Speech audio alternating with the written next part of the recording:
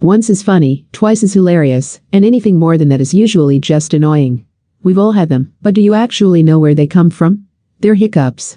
Some common causes include eating too much or too quickly, feeling nervous or excited, drinking carbonated beverages or too much alcohol, stress, a sudden change in temperature, swallowing air while sucking on candy or chewing gum. Chronic or frequently repeated episodes of hiccups are a different story. This can be a sign that something like a mass or inflammation is irritating your diaphragm or the nerves that control and extend to your diaphragm. Certain medication or serious medical conditions such as diabetes, kidney failure, and encephalitis can lead to hiccups as well.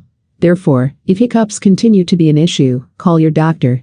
Welcome to check and subscribe to our channel for more practical, informative health tips and hacks that matter most to you.